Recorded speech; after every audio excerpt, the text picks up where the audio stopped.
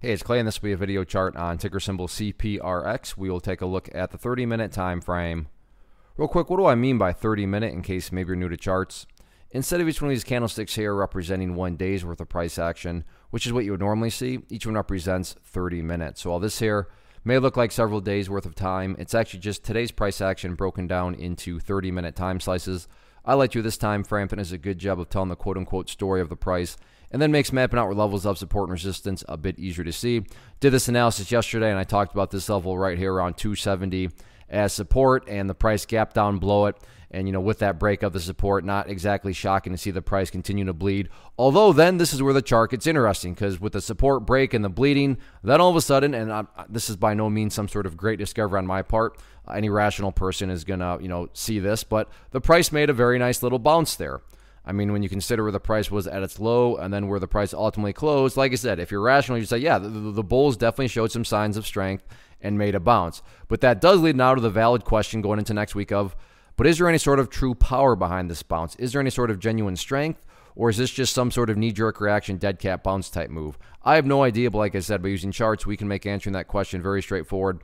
And in my mind, it all revolves around here at $2.45. Why is $2.45 important? Well, hopefully we can agree on the logic that price movements with genuine strength, with true power, the price is going to progress forward. The price is not going to go back to where it was.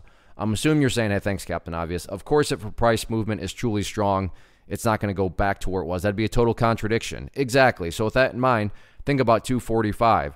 Any sort of breaks below there, or worse yet, if the price separates to the downside, what would that be doing to the price? That would literally be putting the price right back inside of this range of the chart that it just kind of bounced away from and is trying to progress away, get as far behind it as possible. But if, it's trying to get it as far behind it as possible, then all of a sudden it's right back in there. Like I said, that just doesn't make any sense. Of course, that's not actually a true sign of power. Whereas, let's say the price comes down here, but in this situation behaves in that manner before working its way back upwards.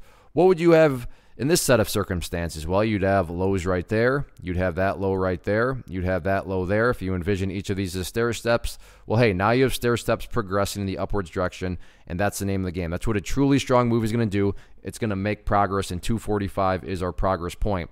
As far as levels of resistance, this just comes about based on a foundational rule in charting, which states when levels of support are broken and closed below, they do tend to act as resistance. So for those of you that watched the video on Thursday, 270 was that area of support. So if this bounce does continue, keep an eye on that level right there. All in all, though, any way you look at it, a bad start to the day, but you got to give credit where credit's due. The Bulls, put themselves together a bounce. Now it's just a question of, can they build upon this momentum next week? We shall see.